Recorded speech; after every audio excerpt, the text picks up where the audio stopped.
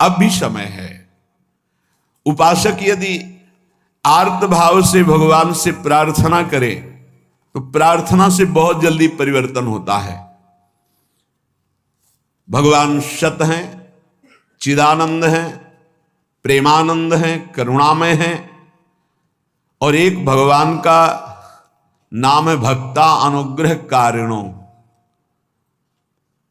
जो उनसे प्रार्थना करता है उस पर अनुग्रह कर देते हैं, लेकिन प्रार्थना वही सुनी जाती है जो आर्त भाव हृदय से होती है। सच्ची मानना, तुरंत परिवर्तन देखा गया है। ये हम अपने जीवन की सैकड़ों बार की बात कह रहे हैं। जब कभी ऐसा आया है और प्रार्थना हुई है, मिनट पूरा होना मुश्किल हुआ है और उस प्रार्थना का उत्तर तत्काल मिल गया है। एक बार तो बस प्रार्थना करके हटे कि वह तुरंत उत्तर आ गया, वो ऐसे से ऐसा, अच्छा अच्छा, तत्काल तत्काल। बस अंतर ये होता है कि हम हृदय से प्रार्थना नहीं कर पाते। हमारी प्रार्थना कपट जाल से युक्त होती है, इसलिए प्रभु मोहि कपट छल छिद्र न भावा। इसलिए अभी दीन बंधु प्रभु के नाम जपने का अवसर जप लो, अभी प्रभु की शरण में हो जाओ। ये जो आप लोग बैठकर सत्संग सुन रहे हैं, बड़ी भगवत कृपा है जो आप यहां आकर के सत्संग सुन रहे हैं। भगवत कृपा।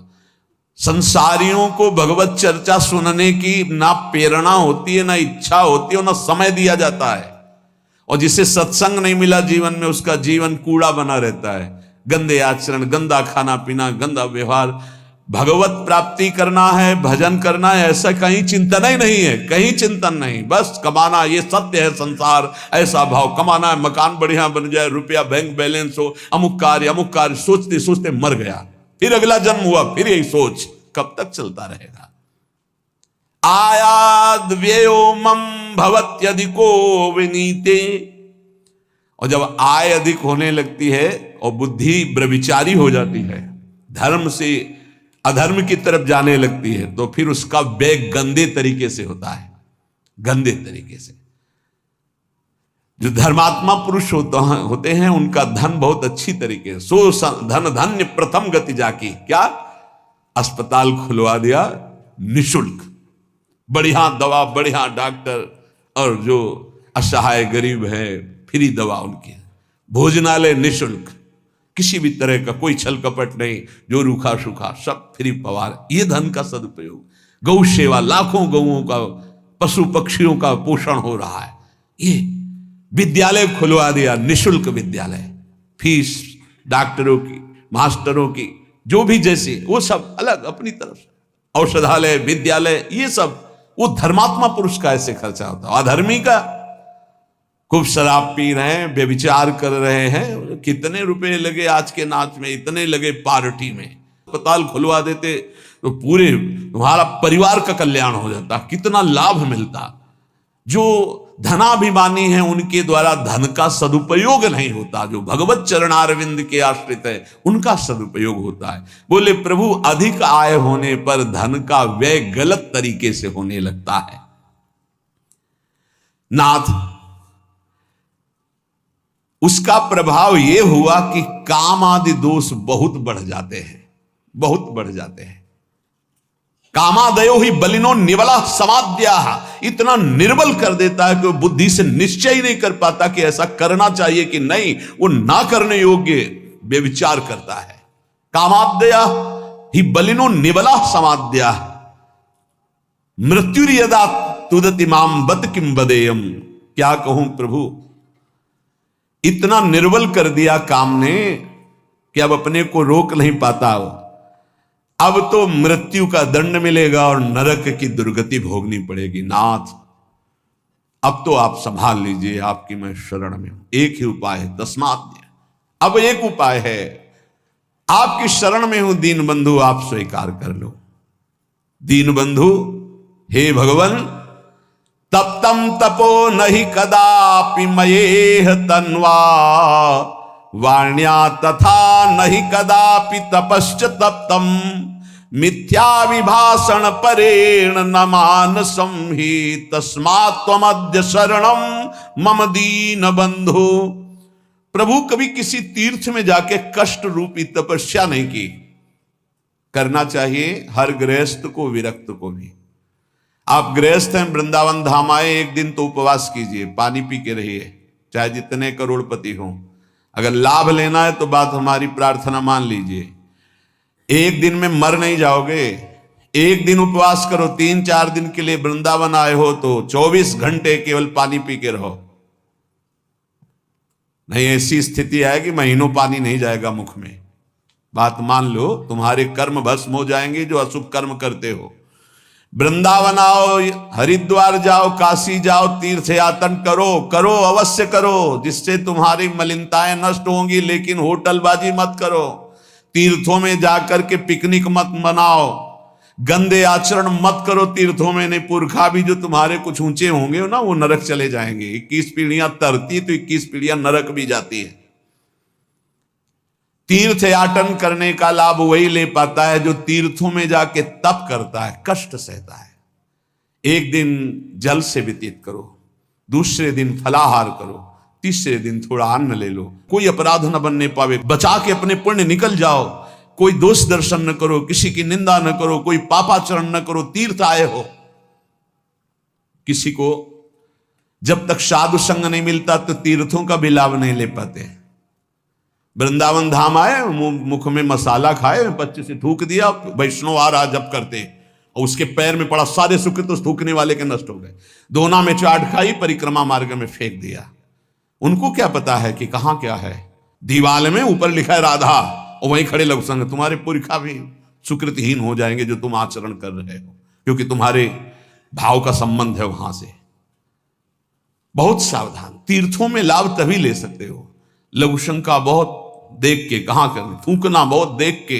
तीर्थों में जाए, पक्का एक दिन उपवास करे, एक दिन फलाहार करे, एक दिन थोड़ा सा अन्न, और वो भी पवित्र अन्न। ऐसा नहीं कि आदेश कर दिया खूब छौंक बघार के प्याज लहसुन हो, ये वो, तीर्थ याटन करने गए हो, ऐसे थोड़ी जाया जाता है तीर्थ याटन। मनोरंजन के लिए मत जाना कभी हरिद्वार, ऋषिकेश, काशी और वृंदावन, मनोरंजन के लिए मत आना। अगर मनोरंजन के लिए आए हो तो जितने सुकृत हैं सब नष्ट हो जाएंगे। यहाँ का होटल लिया और वही सब करते हैं जो बंबई कलकत्ता में करते हैं। बंबई कलकत्ता नहीं है, ये नित्य विहार स्थली प्रिया प्रीतम के। एक सुकृत करोड़ों सुकृत के बराबर, और एक पाप करोड़ों पाप से भी भारी पड़ेगा यहां, इसलिए होश रहे। तो कह रहे प्रभु तप्तम तपो नहीं कदापि मयेह तन्वा, इस शरीर को कभी तपस्या के द्वारा कष्ट नहीं दिया, तीर्थों में जाके देना चाहिए कष्ट। माघ में देखो ना, बड़े बड़े सुकृतशाली वहां जाते हैं, पांडाल खोलते, संत महात्माओं का वास कराते, भोजन कराते और 3 बार नहाते हैं। माह महीने में गंगा जी का नहाना भारी तपस्या है। ऐसे एक डुबकी लगाओ तो लगता है सर है कि नहीं है, कुछ पता ही नहीं चलता, इतना ठंडा चल रही वायु। हाँ, गीजर में नहाने वाले गंगा जी में कब डुबकी मार पाएंगे। तो तीर्थों में जाते 8 बजे वहां से उठे हो, गीजर से नहा धो के पान वान खा के बाहर, ऐसे तीर्थ नहीं होते। 3 बजे तड़के जाओ, गंगा स्नान करो, बैठो भजन में, माला चलाओ। 3 दिन 4 दिन जो वृंदावन वास, तीर्थराज, प्रयागवास, काशीवास, ये कठोर तप पूर्वक किया जाता है। पर प्रभु कभी ऐसा नहीं हुआ। दीन बंधु और वाण्या तथा नहीं कदापि तपश्च तप्तम, वाणी का कभी तप नहीं किया। शरीर का ये तप है तीर्थयाग, और वाणी का तप 2 घंटे 3 घंटे बैठ गए, खूब नाम कीर्तन किया, राधा राधा राधा। नाम कीर्तन में मन बड़े पुण्यात्मा पुरुष का लगता है। और नाम संकीर्तनम यस्य सर्व पाप प्रणाशनम, समस्त पापों को विध्वंस कर देता है नाम कीर्तन। तो वाण्या तथा नहीं कदापि तपश्च तप्तम, नाथ कभी शरीर से तो तप तीर्थों में किया नहीं, वाणी से कभी नाम कीर्तन का तप नहीं किया। पूरी चतुरासी जी गा लिए, सुधा निधि गा लिए, यमुना के तट पर बैठ करके आए 2-4 दिन के लिए, और परिक्रमा लगाए, नाम कीर्तन में बैठे, नाम कीर्तन किया, ये कभी तप नहीं किया। मिथ्याभिभाषण परेण, जबान से झूठ बोलना, गाली देना, निंदा करना, पापाचरण करना, प्रभु शरीर से पाप, वाणी से, और मानसम ही, और मन से प्रभु पूछो मत, मन तो सदैव पाप ही सोचता रहता है। तस्मात् मध्य शरणम मम दीन बंधो, हे दीन बंधु ऐसे मुझ नीच को अपनी शरण में रख लो। स्तब्धम मनोमम सदा नहीं याति सौम्यम चक्षुश्च मे न तव पश्यति विश्वरूपम वाचा तथैव न वदेन् मम सौम्य वाणीं तस्मात् त्वमद्य शरणं मम दीन बंधु। प्रभु, ये मन जड़ हो गया, चाहे जितना समझाओ समझता नहीं, अपनी मनमानी करवाता है। देख लो भाई, ये मन इतना जड़ हो गया कि लाख सत्संग सुने पर वो करेगा अपने मन की। प्रभु, अहंकार इतना बढ़ गया है कि संतों के चरणों में नमस्कार करने का मन ही नहीं होता। अहंकार बढ़ गया है। ऐसे भी दर्शन होते हैं, दैन्य के दर्शन होते हैं, अहम के भी दर्शन होते हैं। अहम जब बढ़ जाता है तो रंक कर संतन जानत अभिमानी गर्विष्ठ लोभ मद मत्त अगाधा दुष्ट परिहरो दूरी भजत भज श्री हरि राधा। अभिमान बढ़ा हुआ है, मद बढ़ा हुआ है। नाथ, ये हमारा अहंकार विनम्र नहीं होने देता, ना आपके सामने और ना आपके संतों के सामने। प्रभु, चक्षुष में न तो पश्यति विश्वरूपम, ये आंखें ऐसी अपवित्र हो गई हैं कि बस गंदा ही देखती, ये नहीं देखती कि आप स्त्री के हृदय में बैठे हो, पुरुष के हृदय में बैठे हो, जड़ चैतन्य के हृदय में। हे विश्वात्मा, आप सबके हृदय में बैठे हो, मेरे नेत्र ये नहीं देखते, गंदा ही देखते हैं। नाथ, वाचा तथैव नवदेन मम सौम्य वाणी, कभी किसी के सामने दैन्य वाणी हमने नहीं बोली। प्रभु, जब बोली तो कठोर और अभिमान भरी वाणी बोली। अतः मुझे जैसे नीच के लिए तो एक ही बात रही, तस्मात् त्वमद्य शरणम मम दीन बंधु। हे दीन बंधु, केवल आप अपनी शरण में ले लो तो मेरा उद्धार हो सकता है। सत्वं न मे मनसि याति रजस्तमोभ्याम विद्धे तथा कथमहो शुभ कर्म वार्ता साक्षात् परम परतया सुख साधनम तस्मात् त्वमद्य शरणम मम दीन बंधु। प्रभु, यद्यपि सतोगुण भी मायाकृत है, पर सतोगुण से आपकी भक्ति की तरफ जाया जाता है। पर नाथ, सतोगुण तो तब आवे ना जब सतोगुणी आहार हो, सतोगुणी संग हो, सतोगुणी विचार हो। पर प्रभु, आहार और विहार सब रजोगुणी तमोगुणी, तो रजोगुण तमोगुण छाया रहता है। इसकी पहचान निद्रा आलस्य प्रमादोत्थम तत्तामस मुदाहरतम, नींद में पड़े रहना, गुस्सा करना और जो नहीं करना चाहिए ऐसे आचरण करना। और रजोगुण में काम, मान, सम्मान, नाना प्रकार की अर्थ सामग्री, भोग सामग्री, इसमें विचरना। ये रजोगुण तमोगुण ये हमसे अशुभ कर्म कराते ही रहते हैं, क्योंकि सतोगुण से ही शुभ कर्म होता है। हे प्रभु, जो आपने शास्त्रों में आज्ञा की है कि परंपरा से चलना चाहिए, धर्म से चलना चाहिए, जो जिसके लिए आदेश है वैसे चलना चाहिए, वही सुख का साधन है। उसको छोड़कर मनमानी आचरण रजोगुण तमोगुण से हो रहा, प्रभु मेरा उद्धार कैसे हो सकता है? बस एक उपाय मुझे लग रहा है कि यदि आप अपनी शरण में ले ले तो मेरा उद्धार हो जाए। नाथ, बहुत सुंदर। पूजा कृता नहीं कदापि मया त्वदीया मंत्रम त्वदीयमपि मे न जपे दृशज्ञा चित्तम न मे स्मरति ते चरणौ ह्रवाप्य तस्मात् त्वमद्य शरणम मम दीन बंधु। प्रभु, आपकी पूजा में कभी मन नहीं लगता, सेवा पूजा में मन नहीं लगता, और नाम जप में बिल्कुल मन नहीं लगता। और ये सब किस बात है? जबरदस्ती लगाओ इसे तभी मंगल होगा। ये सोचो मन स्वयं लग जाए तो। मंत्रम त्वदीयमपि मे न जपे दृशज्ञा, बिल्कुल मंत्र में मन नहीं लगता। वो बड़े सौभाग्यशाली जिनको गुरु मंत्र में प्रीति है। ध्यान रखना, गुरु मंत्र में प्रीति साधारण साधना से नहीं होती, असाधारण साधना या असाधारण कृपा से गुरु मंत्र में प्रीति होती है।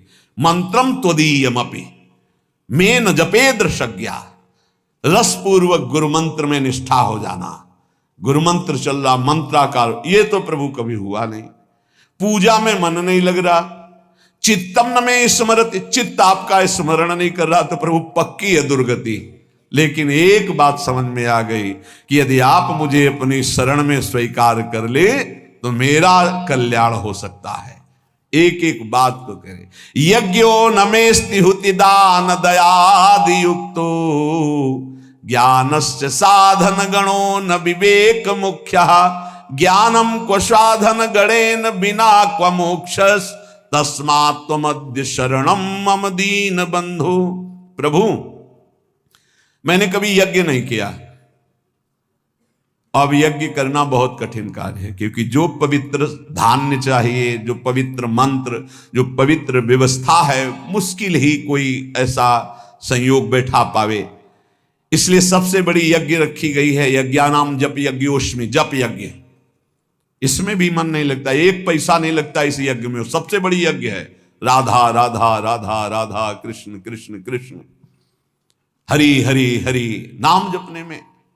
पर प्रभु यज्ञो नमेस्ति, मेरे अंदर यज्ञ की भावना ही नहीं है, जप करने की भावना ही नहीं है। और दान, अगर कोई दान करता भी है तो नाम जरूर होना चाहिए। पैसा वहां ज्यादा चढ़ता है जहां अमुक भक्त ने, ये अमुक जिले के हैं, 500 रुपया भगवान की भेंट की, भगवान इनका मंगल करें, लड़का बच्चा सुखी रखे, दूसरा फिर 500 निकाल के देगा। और जहां ये नाम नहीं होता, जय हो महाराज, बस नाम हो तो दाम। एक भगत जी आए थे हितधाम में, वो समाचार पत्र के कोई अधिकारी थे, तो दैन्य अवस्था देख के कि भिक्षावृत्ति, पानी की समस्या, बाल्टी भर के इधर, उनका एक हैंडपैप लगवा दें। 2-4 बार आए थे, उनका देख लो, अच्छा हो जाएगा, कई साधक हैं, उनको सुविधा हो जाएगी। बोले पर हैंडपैप के ऊपर एक प्लेट लगेगी, पत्रकार अमुक अमुक अमुक, जहां से पानी निकलता है उसी के ऊपर ऐसे एक प्लेट लगवा देंगे और अपना नाम लिख दे। हम कहा ये तो स्वभाव के विपरीत है, ऐसा तो नहीं हो सकता। तो बोले फिर हैंडपैप नहीं लगेगा, तो उनका कोई जरूरत नहीं है, नहीं लगवाया। मतलब केवल प्लेट के लिए, वो साधु सेवा का भाव नहीं था, केवल प्लेट के लिए। एक वो तो बहुत अकिंचन भाव था। बोले एक पंखा लगवा दे, गर्मी है, वो इसे जरूरत है नहीं, पर आप देख लीजिए। तो बोले बस इतनी कृपा है कि पंखे की पंखुड़ी में थोड़ा नाम हो। आजकल बड़े लोग कृपालु हैं, पूरा पता आप देख लो पंखे में, फोन नंबर, गांव, पूरा सब नगर। अब ये तो कोई जगह ले ले, पहले बाप बाबा की पूरा उसी में लिख दे। अगर दान भी करना है तो पूरा का पूरा परिचय उसमें, तो इसलिए दान का प्रभाव खत्म हो जाता है। हे नाथ हुति दान दयादि युक्तो, दान का भी और दया, ये तो हमने पक्का देखा है कि देने वाला कोई ऐसा बिरला भगवत कृपा पात्र होता है जो बिल्कुल शांत रहे, नहीं तो लेने वाले से भांटगिरी करवाना जरूर चाहता है। धन्यवाद, आप जैसा दानी कहां प्रभु, आप जैसा बहुत देखे, लेकिन आप जैसा और बताना महाराज। ओ अगर नहीं तो नहीं, ये पक्का समझो। सम्मान और दान दोनों में भेद है। दान दे के सम्मान पाना, दान दे के नाम लिखवाना, दान दे के वाहवाही होना, दान दे के मैक से पुकारा जाना, यही हो गया तुम्हारा, कुछ नहीं मिलना। दान का मतलब होता है कि आपका किया हुआ शुभ कर्म कोई ना जाने, आप कभी किसी से ना कहे, उसे दान कहते हैं। शुभ कर्म किया और भूल गए, कहीं नहीं बताया। अगर कभी कोई कहे भी कि देखा हमने आपको, आपने, अरे वो किसी और का था, हमारा थोड़ी था, हम तो एक निमित्त मात्र, किसी ने दिया था, वो तो ऐसे, किसने दिया था, तो दियम वस्तु गोविंदम, कहीं अहम नहीं, बचा ले गया अपने आप को। तो नाथ ऐसा हम दान भी नहीं किए, और दयादि युक्त तो किसी पर दया भी नहीं किया। ज्ञानस्य साधन गणो न विवेक मुख्य, जो ज्ञान मोक्ष पदवी प्रदान करता है उसकी कभी कोई साधना नहीं की। और प्रभु ज्ञान के बिना अज्ञानी का कल्याण कैसे हो सकता है? इसलिए दीन बंधु हमें तो एकमात्र भरोसा रह गया आपकी शरण में। सत्संगतिर्हि विदिता तब भक्ति हेतु, साप्यद्य नास्ति बत पंडित मानिनो में, तामंतरेण नहि सा क्वच बोध वार्ता, तस्मात् त्वमद्य शरणम मम दीन बंधु। प्रभु आपकी प्राप्ति का स्वतंत्र सिद्ध उपाय है सत्संग। स्वतंत्र और सिद्ध। स्वतंत्र ये किसी के अधीन नहीं, सत्संग मात्र आपको भगवत प्राप्ति करा देगा यदि बात मान लो तो। भगवान के मुख्य वचन है कि बड़े बड़े व्रत यज्ञ और तीर्थ याटन शास्त्र स्वाध्याय आदि दान आदि से द्वारा जो नहीं प्राप्त हो सकता मैं सत्संग से वशीभूत हो जाता हूं। व्रतेन यज्ञ छंदांसि तीर्था नियमा यमा यथा वरुंधित सत्संगा सर्वसंगोपहो हिमाम। प्रभु यद्यपि परम स्वतंत्र आपकी प्राप्ति का सिद्ध मार्ग है सत्संग, पर खेद है कि मैं पंडिताभिमानी होकर के दैन्य होकर कभी सत्संग नहीं सुना। सत्संग सुनना पर दैन्य होकर, आग्रह छोड़कर जो कहा जा रहा है उसे गौर से सुनो और अपने जीवन में देखो। भगवान शंकर को क्या जानना है, लेकिन काकभूषुंड जी के यहां जाते हैं, नीचे बैठ करके हंस रूप में वो कथा सुनते हैं। काकभूषुंड जी ऊपर आसन में बैठकर बोल रहे और भगवान शंकर नीचे बैठकर सुन रहे। है कुछ सत्संग का ऐसा रहस्य जो भगवत प्रेम प्रकाशित करता है। पर नाथ मैं अभिमानी कभी संतों के चरणों में बैठ करके सत्संग नहीं सुना, और सत्संग के बिना किसी का कल्याण उद्धार भगवत भक्ति प्रेम ज्ञान कभी किसी को नहीं। मत कीरति गति भूति भलाई, जब जय जतन जहां जय पाई, सो जानो सत्संग प्रभाव। सत्संग सुनकर आचरण में उतारना। एक वैश्य कुल के थे, वाणिज्य व्यापार करते थे, 20 साल से सत्संग सुन रहे थे, 20 साल से। अब एक दिन उनको कहीं किसी ब्याह निमंत्रण में जाना था, तो अपने लड़के से कहा कि हमारा नियम है सत्संग में रोज जाना, जाओ सत्संग सुनो, 2 दिन बाद हम आएंगे। 2 दिन बाद आए तो गाय आटा बोरी में रखा था, खा रही थी। तो हे प्रभु बड़े कृपालु आप इस रूप में आके पाए। वो लड़का हाथ जोड़े खड़ा था। सेठ जी आए, बोले तुम्हारी आंखों के अंधे हो, तुम्हें दिखाई नहीं दे रहा है आटा खा रहे? तो उनका आज सत्संग में सुना था कि गऊ यदि आ जाए और वो कुछ खाने लगे तो पहले कुछ खा लेने दे, फिर भले हटाए, तुरंत नहीं हटाना चाह रहे। बोले 20 साल से सत्संग सुन रहा हूं, पाई भर फर्क नहीं पड़ा, 2 दिन में तुझे फर्क पड़ गया। अरे सत्संग सुना जाता है केवल, बस ऐसा सत्संग कल्याण नहीं करता। वो कह रहे 20 साल से सुना हूं, कोई फर्क नहीं पड़ा, तेरे को 2 दिन में फर्क पड़ गया कि गाय कैसे? अरे पंडित जी बोलते रहते, संत जन बोलते रहते, जाके सुन लिया। ऐसे सत्संग नहीं सुना जाता। बोले सत्संग हो रहा है, चलो साधु महात्माओं को 5 मिनट बैठ लेते हैं। सत्संग का मतलब होता है जो सुना, श्रोता सोई परम सुजान सुनत चित रति करे। बड़ी कृपा से सत्संग मिलता है, उसको अपने आचरण में उतारना चाहिए। कह रहे हैं प्रभु सत्संग तरहि विदिता तव भक्ति हेतु, आपकी प्रेम लक्षणा भक्ति प्रदान करने वाला सत्संग, आपका ज्ञान प्रदान करने वाला सत्संग। पर साध्यप्यद्य नास्ति बत पंडित मानिनो में, ये मैं अभिमानी जीव अपने को बड़ा ज्ञानी मानकर कभी संतों के चरणों में बैठकर सत्संग नहीं सुना। तामंतरेण नहिसा क्वच बोध वार्ता, अगर संतों का संग नहीं हुआ तो बोध कैसे हो जाएगा? इसलिए नाथ अब एकमात्र आपकी शरण में हूं, आप मुझे बचा लीजिए। दृष्टिर्न भूत विषया समिता विधाना, वैषम्यमेव तदियम विषयी करोतु, शांति कुतो मम भवेत् समता न चेत स्यात्, तस्मात् त्वमद्य शरणं मम दीन बंधो। प्रभु मैं किसी से निष्काम मित्रता नहीं की। दोस्ती काहे की होती है आजकल? दोस्त के सुख को लेने की, बस इसी बात की दोस्ती होती है। और दोस्त किसे कहते हैं? कुपथ निवारी सुपंथ चलावा। दोस्त का परिचय जो कुपंथ से हटा करके सुपंथ में चलावे। दोस्त वो है, हमारी दोस्ती की कसम अगर तुमने गलत आचरण किया तो आज के बाद हम मिलेंगे नहीं, तुमसे बात नहीं करेंगे, ऐसा दोस्त होता है। कुपंथ निवारी सुपंथ चलावा। लेकिन ऐसे दोस्त तो भगवान की कृपा से मिलते हैं जो निष्काम हमसे दोस्ती करें, हमारे किसी भी सुख को देखकर उसके भोगने की इच्छा न रखकर जो हाथ मिलाए उसे दोस्त कहते हैं। और जो कुछ सुख आकांक्षा से दोस्ती की जाती है वो दोस्ती नहीं होती, वो स्वार्थ होता है। आज स्वार्थ के खेल को दोस्ती माना जाता है। प्रभु हमारे हृदय में कभी आपको लेकर प्रसन्नता प्रकट नहीं हुई, भोगों को लेकर हुई प्रसन्नता। इतना रुपया आ गया, इतनी गाड़ी आ गई, ये व्यवस्था हो गई, ये आपको लेकर प्रसन्नता नहीं हुई। प्रभु इसी के कारण कभी पाप से मन हटा नहीं, पाप करता रहा। दीन बंधु अब दुर्गति पक्की है, अगर आप न बचाओगे तो दुर्गति पक्की, क्योंकि ऐसे हमसे आचरण बने हैं। नाथ पापेनुपेक्षणवतो मम मुत कथम स्यात्। जब हमारी पाप की उपेक्षा नहीं, पाप ही कर रहे, तो हमारा कल्याण कैसे हो सकता है।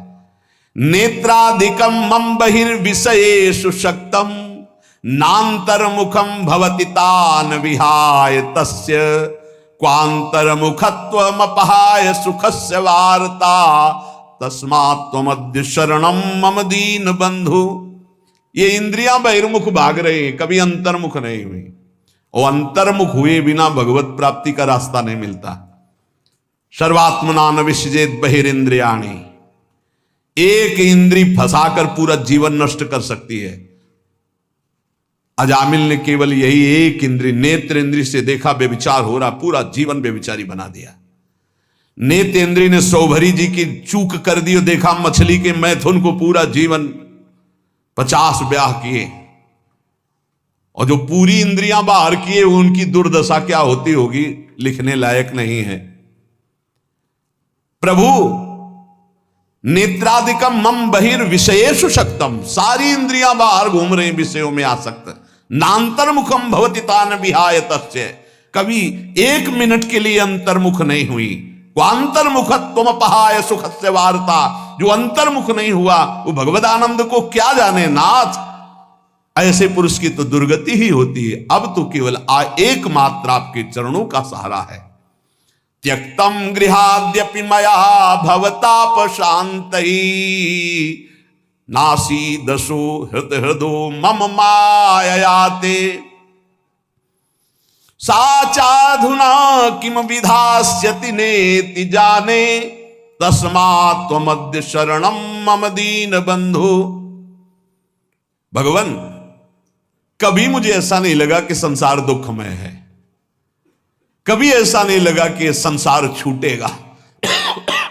देखो सबको ऐसा ही लगता है, ये शरीर सत्य है, पत्नी सत्य है, पुत्र सत्य है, मकान सत्य है, एक सेकंड में सब छूट जाता है। आंख मुंदी, शरीर भी गया, सब छूट गया।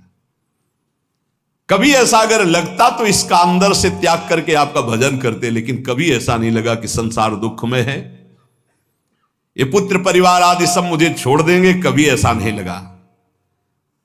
ये ऐसा क्यों?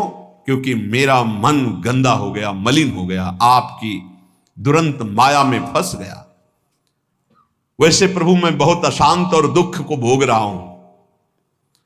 इस समय क्या क्या दुर्दशा होगी ये मैं सोच रहा हूं, क्योंकि मेरे द्वारा ऐसे आचरण हुए हैं। किसी ने एकांतिक में प्रश्न किया कि मेरे द्वारा गलती नहीं हुई, फिर भी उसका मुझे दंड मिल रहा है, क्या भगवान क्या न्याय है? उनसे प्रार्थना की थी, वृंदावन में बैठे हो, इसी जन्म के आप रजिस्टर को अपने खोल कर देखिए। ऐसे पाप किए हैं जिनका दंड नहीं मिला, गुप्त हो गए हैं, ना आपने प्रायश्चित किया, ना क्षमा मांगा है, तो वो कर्म कहां से आपको भोगने को मिलेंगे? ऐसी जगह फंसाएंगे जहां 100 में 100% आप निर्दोष हैं, पर आपको दंड भोगना होगा। ये वही दंड है जो 100% पाप हुआ था, कोई नहीं जाना, आगे क्रॉस करके निकल गए, वो गुप्त हो गया। वो गुप्त नहीं हुआ, वो बढ़िया सज सजा के तुम्हारे आगे परोसा जाएगा। वो आएगा और ऐसी जगह दंड देगा जहां आप कसम खाओगे कि मैं निरपराध हूं, पक्का माना निरपराध हो, लेकिन वो अपराध आपको वहां दंड देगा। हमारे भगवान के न्याय में कहीं किंचन मात्र न चूक होती है, न मिलावट होती है, और न वहां घूस चलती है, न वहां वकालत चलती है। इसलिए यही डर ही डर हरिवंश सहित जिनो भ्रमय गुण सलिल पर जे नामन मंगल लोक तिहूं सुहरिपद भजु न विलंब करे। प्रभु उस समय समझ में नहीं आया और क्या क्या पाप कर बैठे, अब लगता है डर की अब दुर्गति होगी। तो दीन बंधु एकमात्र आपकी शरणागति ही है जो मुझे बचा ले। प्राप्ता धनम गृह कुटुंब गजा स्वदारा राज्यम यदैहिक मठेन्द्र पुरश्च नाथ सर्वं विनश्वरमिदं न फलाय कस्मै तस्माद्वमद्य शरणम मम दीन बंधु। हे दीन बंधु, पूर्व पुण्य से धन मिला, सुंदर स्त्री मिली, घर मिला, परिवार मिला, संपत्ति मिली, ऐसा हम समझ बैठे कि हम तो इंद्रपुरी के राजा हो गए। नाथ, इन नश्वर वस्तुओं को सत्य मानकर कभी आपका भजन नहीं किया और इनमें फंसा हुआ पूरा जीवन निकल गया। अब नाथ, अंतिम समय आ रहा है तो अब पछतावा हो रहा है।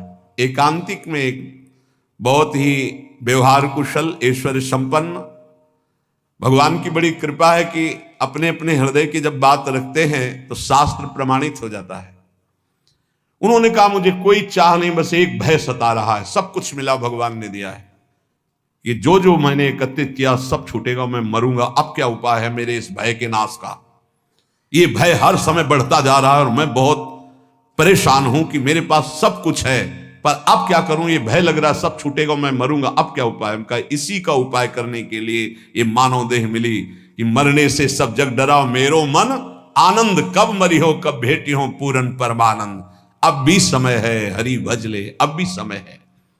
तो नाथ, मुझे धन मिला, स्त्री मिला, मकान मिला, परिवार मिला, रुपया, सब वैभव, लेकिन अपने को राजा, अपने को सुखी मानकर कभी आपकी शरण में नहीं गया, भजन नहीं किया। अब डर लग रहा है अंतिम समय, मन पछितई है अवसर बीते। क्यों? ये सुत बनिता दिजान स्वार्थ रत्ना करुणेह सभी ते अंत तो तजेंगे पामर तू न तजय बहीते। अंत समय में जो खर्चा चाहिए था, जहां जाना वहां पर पास चाहिए था, परिचय, वो तो है नहीं, वो भागना पड़ेगा यहां से। समय पूरा होने पर काल यहां एक सेकंड भी नहीं टिकने देगा, सब छीन लेगा। तभी सबको मृत्यु से भय लगता है, लेकिन वो भयभीत नहीं होता जिसके पास पैसा है। परम धन राधा नाम आधार, पास है भाव देह का। मैं सहचरी, मैं गोपी, मैं दास, मैं सेवक, जो भाव का, वो मस्त रहता। शरीर छूटेगा, अपने प्रभु के पास जाएंगे। तो नाथ, ये तो सब हुआ नहीं, अब अंतिम समय हमें डर लग रहा है कि मरूंगा, तो आपकी ही शरणागति एक बचा सकती है। हे नाथ, ज्ञानम यथा मम भवेत कृपया गुरुणाम सेवाम तथा न विधिना करवम हि तेषाम सेवा पिशाधनतया विदितास्ति चित्ते तस्मात् त्वमद्य शरणम मम दीन बंधु। प्रभु, ये हमने शास्त्रों में सुना है कि गुरु सेवा से ही भगवत प्राप्ति होती, गुरु सेवा से ही भगवत प्राप्ति के साधन प्राप्त होते हैं।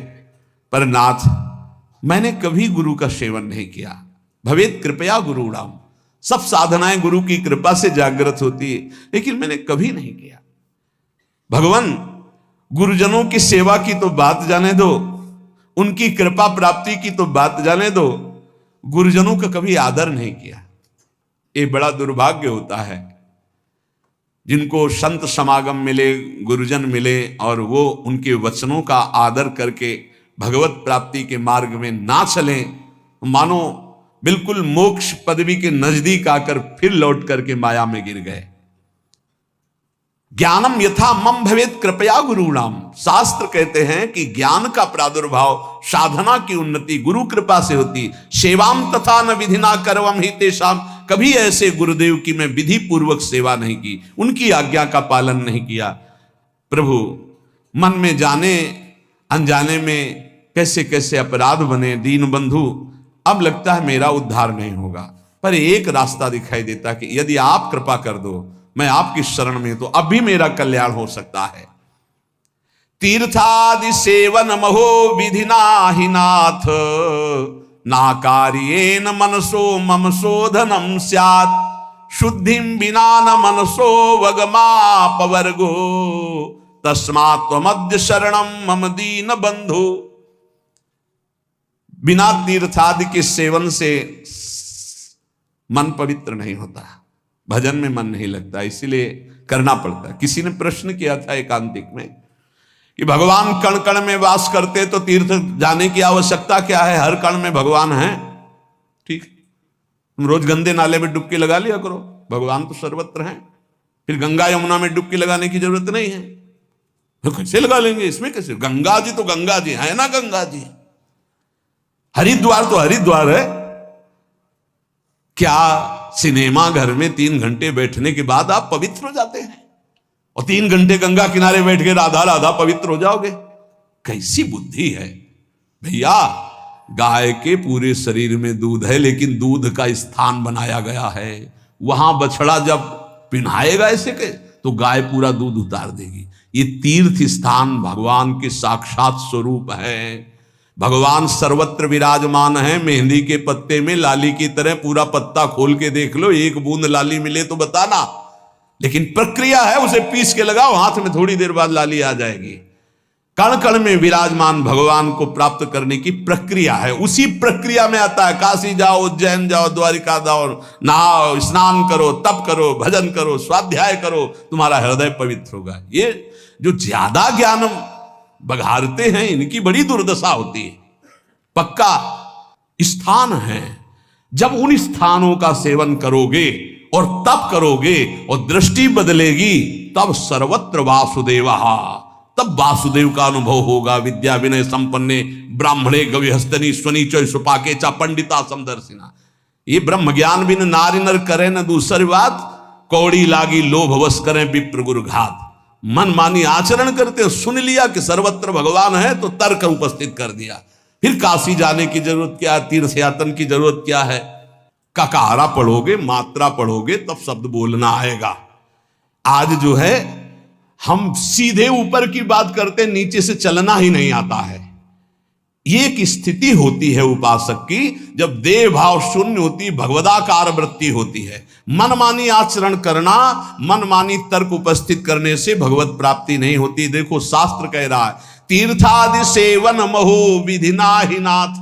आप ईमानदारी से बताओ, यहां बैठे हो, जो तुम्हारे यहां भाव बन रहे हैं वृंदावन में, वो भला तुम्हें और जगह कहीं प्राप्त होते हैं? बताना। यहां के भाव लेके जाओगे तो और जगह भी भाव में बने रहोगे। लेकिन यहां का वायुमंडल आप ईमानदारी से देखना, क्या यहां के वायुमंडल की समानता आप कहीं कर सकते हो?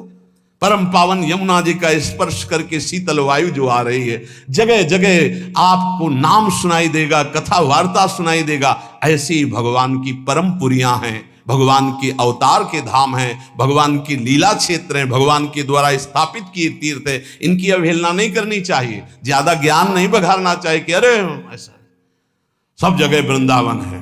वाह, अनुभव करके दिखाओ। वृंदावन की रज का सेवन कर रहे हो, फिर तुम्हारी दृष्टि वृंदावनमय हुई तो आप बहुत दूर से वृंदावन का अनुभव कर लेंगे। और अगर यहां की रज का सेवन नहीं हुआ तो कभी अनुभव नहीं कर पाएंगे। कभी नकारना नहीं चाहिए। ये बहुत ज्यादा ज्ञान जिसको ब्रह्मबोध हो गया है, वो स्वयं काशी में विराजमान है। वंदे बोधमयम नित्यम गुरुम शंकर रूपिणम, उन्हीं की शरण में एक से एक ब्रह्म ज्ञानी महात्मा विराजमान, जो प्रेमी जन संपूर्ण ब्रज 84 कोश में, अगर बाहर भी हैं तो यहीं का रसास्वादन किए हुए। साधन भूमि देखो जाके, एक महात्मा के दर्शन कराए, बर्फ में ऐसे बैठे हुए हैं, बर्फ जम रही है और ऐसे खुला शरीर बैठे हुए हैं, लंगोटी लगाए। सर्दी होती तो कांपते हो, स्वेटर और ये दुनिया घूमा। उस तपोभूमि की समानता कोई कर सकता है? हरिद्वार, ऋषिकेश, कैलाश, इनकी तपोभूमियां जो हैं उसकी समानता कोई कर? ये प्रेम भूमि ब्रज, इसकी समानता कोई? अवध की समानता कोई कर सकता है? चित्रकूट की समानता कर सकता है कोई? काशी, द्वारिकापुरी, इसकी समानता हो सकती है? भगवान सर्वत्र है, पर यहां भगवान प्रगट है, यहां भगवान की महिमा प्रकाशित है। जैसे सर्वत्र दूध में घी है, पूरी दूध में नहीं पका सकते, प्रक्रिया के द्वारा जब घी निकलेगा तब उसमें पकेगी। ऐसे ही ये निकला हुआ घी है। ये जो धाम है, भगवान की पुरियां हैं, इनका आदर करना चाहिए, इनका स्मरण करना चाहिए, इनका बंदन करना चाहिए। इस ज्ञानाभिमान में आकर के कहीं अवहेलना ना कर दे। सच्ची बात कहते हैं। आपको विनोद भाषा में लगा होगा, जब भाव की स्थिति चरम अवस्था में चढ़ जाती है तो ऋषभ देव भगवान अपने मल में लौट रहे हैं। मल में, पढ़ के भागवत में देखो, मल हुआ उसी में लौट रहे हैं। ये स्थिति एक परमहंस की, अवधूत योगी की है। अगर तुम पवित्रता का निर्वाह नहीं करोगे तो वहां तक पहुंच ही नहीं पाओगे। अब उनकी स्थिति का सीधे हम नकल करना चाहे तो नरकगामी होंगे। इसीलिए स्थिति से चलना चाहिए, क्योंकि अपवित्र शरीर, अपवित्र बुद्धि, अपवित्र मन, तो अपवित्र चिंतन, तो उसकी दुर्गति तो होगी। बहुत गुरुजनों के चरणों में बैठ करके शास्त्र की बातों को सुलझाना चाहिए, अपने हृदय की स्थिति के अनुसार आगे बढ़ना चाहिए। नकारात्मक सोच भर करके ज्ञान के द्वारा अवहेलना नहीं करनी चाहिए, उसे अज्ञान ही कहते हैं। कह रहे हैं तीर्थादि सेवन महो विधिना ही नाथ, नाकार्येन मनसो मम शोधनो स्यात्। इस मन ने इतना नकारा कि कभी तीर्थ ही नहीं गए, कभी किसी धाम नहीं गए। नाथ, अब मेरी दुर्गति पक्की है, कृपा सिंधु अब आपके चरणों का सहारा है। वेदांत शीलनमपि प्रमितिम करोति, ब्रह्मात्मनः प्रमति साधन संयुतस्य, नैवास्ति साधन लवो मयि नाथ तस्यात्, तस्मात् त्वमद्य शरणं मम दीन बंधो। ये ज्ञान स्वरूप का बोध कराता है, ये ज्ञान सत्य का अनुभव कराता है। पर प्रभु ज्ञान ऐसा जो बोध कराए, सत्य का अनुभव कराए, उससे विमुख होकर के हम ज्ञान का सच्ची मानिए। अगर आपके जीवन में भजन नहीं है तो ये ज्ञान की बातें सुनकर दूसरों को सुनाकर आप भगवान के अस्तित्व को भी स्वीकार करने लायक नहीं रहेंगे। जब तक हम गुरुजनों के चरणों में बैठ करके आराधना नहीं करते तब तक वो ज्ञान अज्ञान ही होता है। अगर ऐसा होता तो उपनिषदों में आप देखो, ब्रह्म ऋषियों के चरणों की 12-12 वर्ष तक आराधना की, तब उनको एक सूत्र दे दिया, तब उनको अनुभव में आया। आज मनमानी आचरण करते हैं और ज्ञान की बातें सुन करके भगवान की आराधना, तीर्थों का, धामों का, नाम का, रूप का, लीलाओं का, इनका खंडन करते हैं। पता नहीं भगवान की कैसी विचित्र माया है, कौन सा ज्ञान प्राप्त हो गया। ब्रह्मात्मना प्रमति साधन संयुतस्य, ये ज्ञान ब्रह्मात्म बोध के लिए है। ये भगवान की अवहेलना, तीर्थों की अवहेलना, या नाम की अवहेलना, या ठाकुर जी की सेवा पद्धति की अवहेलना इसके लिए नहीं है।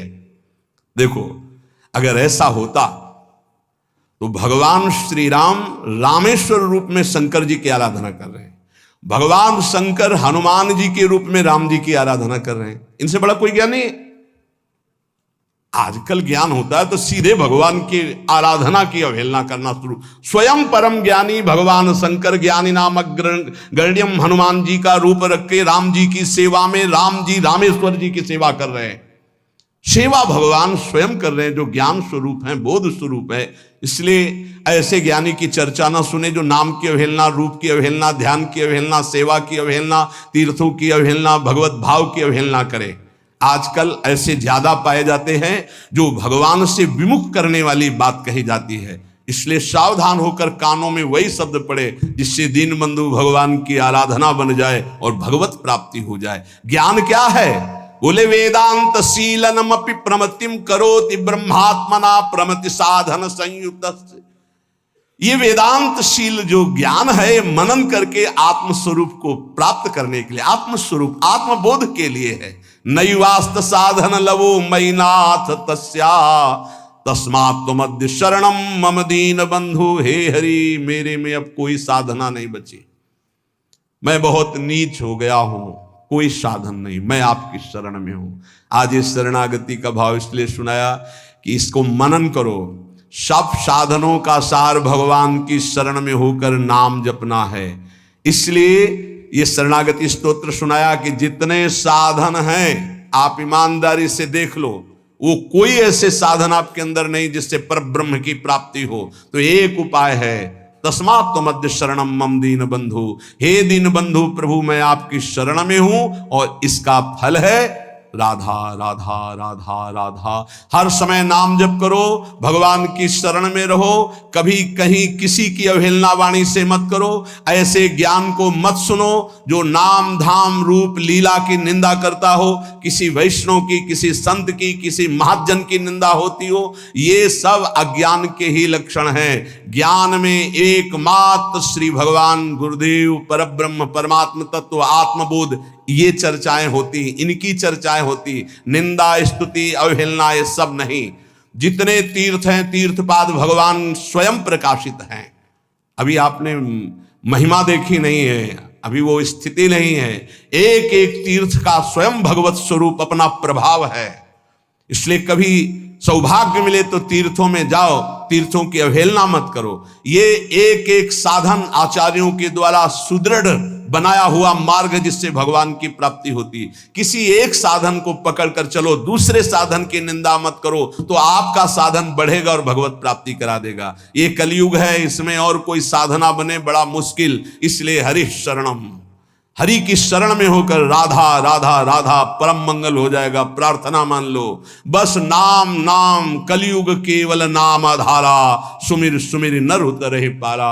नाम जप करते रहो, कानों को बचा के रखो, मन की चिंता मत करो। जहां जा रहा है तुम केवल मत जाना, तुम स्वीकृति मत देना। ये हार जाएगा, तुम जीत जाओगे, क्योंकि तुम्हारे साथ प्रिया जो हैं, और ये कहां ले जाएगा जब तक स्वीकृति नहीं होगी।